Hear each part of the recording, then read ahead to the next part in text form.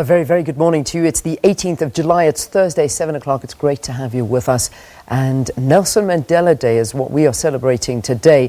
He would have turned 101 years old, and the world is commemorating International Mandela Day. It's been almost a decade since the United Nations General Assembly adopted a resolution establishing Nelson Mandela International Day in November of 2009, following the iconic 46664 concert on Madiba's birthday a few months earlier. Sherwin Bryce-Pease reflects on this annual tribute in honor of a man who touched so many.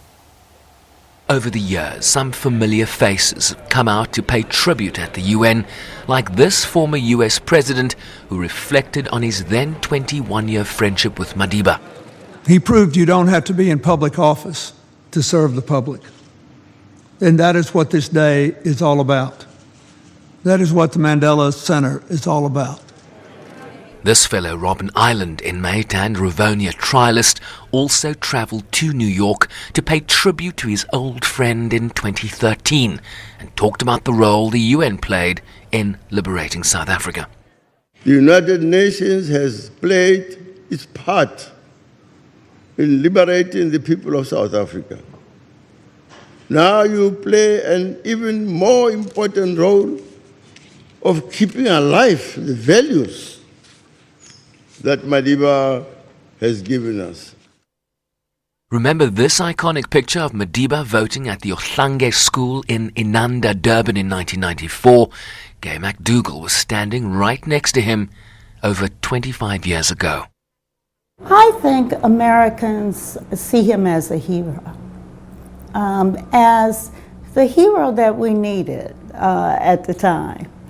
Especially, second half of the 20th century, we all felt a little desperate for heroes, for people who symbolize the importance of being true to your principles. This former UN official, now in his 80s, was a younger Assistant Secretary General for Public Information when Madiba visited the organization for the first time after being elected the first black president of the Republic. I'm not a South African, but I was inspired by Mandela. All of us were inspired by Mandela because he was not just an example of how somebody would resist prison and endure a really difficult time to reach his objectives, but he really gave all of us a lesson of how we could really stay on the line. This actor and social activist played Madiba in the film Mandela in 1987.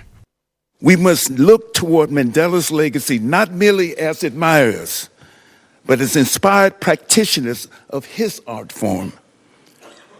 Ultimately, it is not so much the personal spirit of Mandela that we are commemorating today, but rather the excellence with which he embodied the spirit of Ubuntu.